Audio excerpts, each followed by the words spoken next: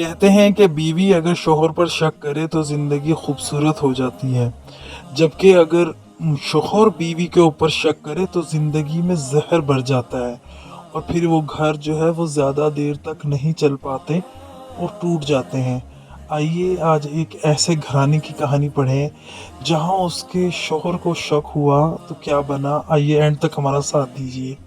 جب آدھی رات ہو گئی تو ایمان پھر سے آرام کے ساتھ اٹھی اور موبائل اٹھایا اور کمرے سے باہر نکل گئی۔ شوہر کو اور شک ہو گیا اور انتظار کر رہا تھا کہ اب کوئی تو اور اس کے نمبر پر کال کرے گا، لیکن کسی نے بھی کال نہیں کی اور ایمان واپس آ کر لیٹ گئی۔ جب اس نے اس کا موبائل چیک کیا تو اس میں کوئی بھی نہ کال آئی اور نہ ہی گئی، تو اس کو اور مزید شک ہو گیا اور سوچا کہ شاید نمبر ڈیلیٹ کر دیا ہوگا اس نے۔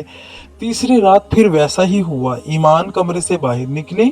5 منٹس بعد اس کا شوہر بھی چھپ چھپ کے اس کے پیچھے چلا گیا اور وہاں ایک سائڈ میں جا کر بیٹھ گیا تاکہ وہ اسے دیکھ نہ سکے، بیوی کو دیکھنے کے لیے کہ آخر اس کی بیوی کیا کرتی ہے۔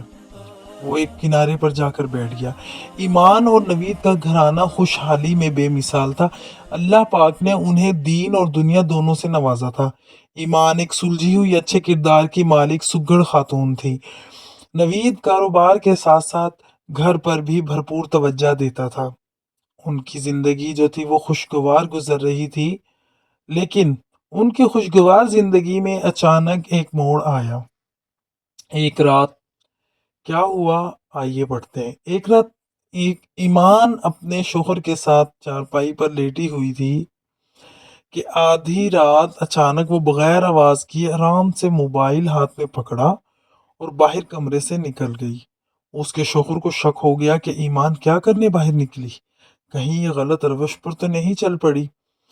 تھوڑی دیر بعد ایمان واپس آ کر آرام کے ساتھ اپنے شوہر کے ساتھ چارپائی پر لیٹ گئی۔ اس کے شوہر نے دیکھا کہ اب یہ معاملہ تقریباً ہر روز ہونے لگا۔ اس نے آج ایک منصوبہ بنایا، اسے رنگے ہاتھوں پکڑنے کا۔ تو جناب قارئین کرام، اس کے شوہر نوید نے کیا کیا کہ دوسری رات اپنا سیم کارڈ نکال کر اس کے موبائل میں ڈال دیا اور ایمان کا سیم کارڈ اپنے موبائل میں ڈال لیا اور انتظار کرنے لگا۔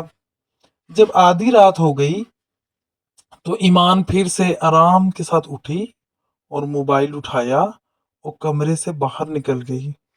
شوہر کو تو پہلے ہی شک تھا اور مزید شک ہو گیا اور انتظار کر رہا تھا کہ اب کوئی تو اس کے نمبر پر کال کرے گا، لیکن کسی نے بھی کال نہیں کی اور ایمان واپس آ کر لیٹ گئی۔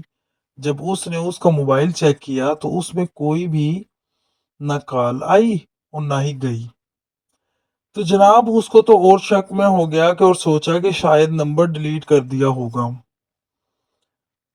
تو تیسری رات پھر ویسا ہی ہوا۔ ایمان کمرے سے باہر نکلی۔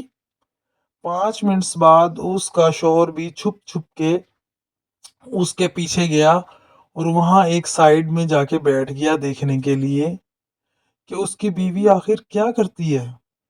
وہ ایسی جگہ بیٹھ گیا جہاں وہ تو بیوی کو دیکھ سکتا تھا لیکن اس کی بیوی اسے نہیں دیکھ سکتی تھی۔ تو جب دیکھا اس کی بیوی گھر کے ایک کنارے میں جائے نماز بچھایا تھا اور موبائل کی لائٹ آن کی تھی اور کھڑی ہو کر نماز میں مشغول تھی۔ کیا منظر تھا کہ وہ اللہ سے مناجات کر رہی تھی اور میں بدبخت اپنی نیک بیوی پر شک کر رہا تھا۔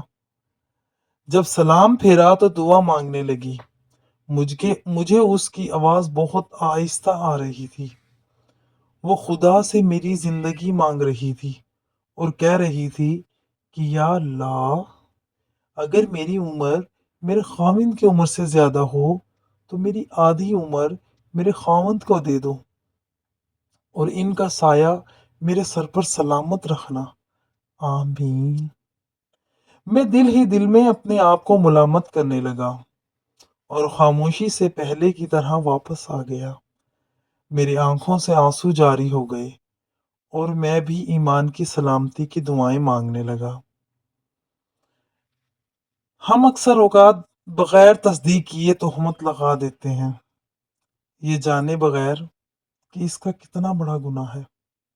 تو آئیے بدگمانی سے بچیے، अपनी ज़िंदगी भी खुशगवार बनाइए और दूसरों की भी।